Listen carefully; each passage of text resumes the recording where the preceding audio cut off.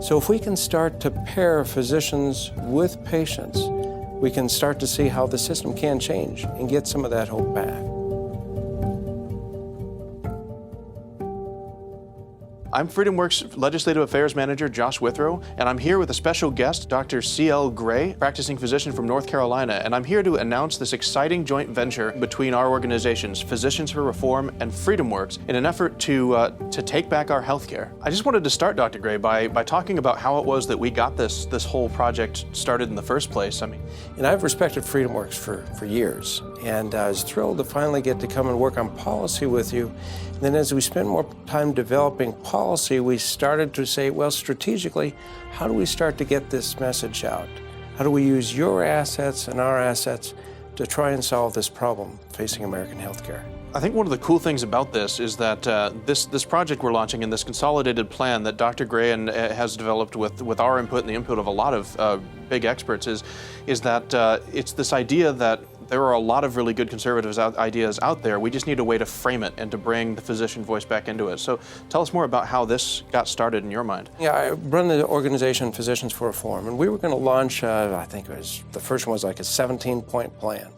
And that was one I'd done with Herman Cain's team several years ago. But I was looking at launching this other plan. I thought, we don't need yet another plan. What we needed was something the American public could read in language they could understand that helped them start to see not only what the issues are, but what the solutions are.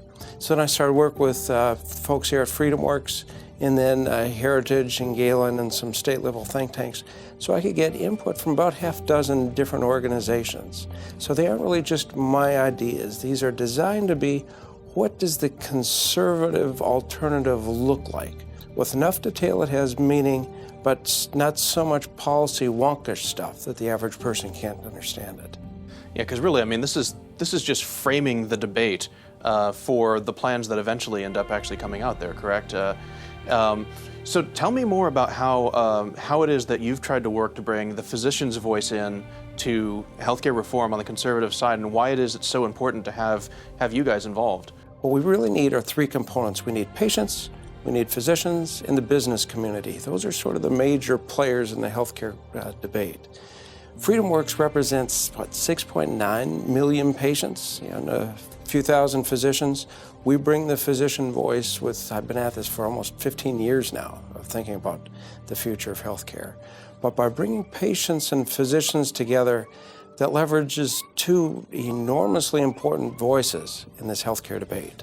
Now, obviously, we have this plan and we're launching this website and we have all this cool stuff together. Now, what exactly is it that we're hoping that folks are actually going to be able to do, and how do you hope that this will help shape the debate going forward over the next couple of years? That's an essential question, because really what we need to do is first to frame the debate in terms of public understanding, so that most Americans recognize there is an alternative approach to rebuilding the American healthcare system.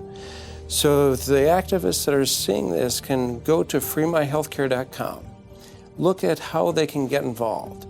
They can do at least two things, though there's a series of several things they can do.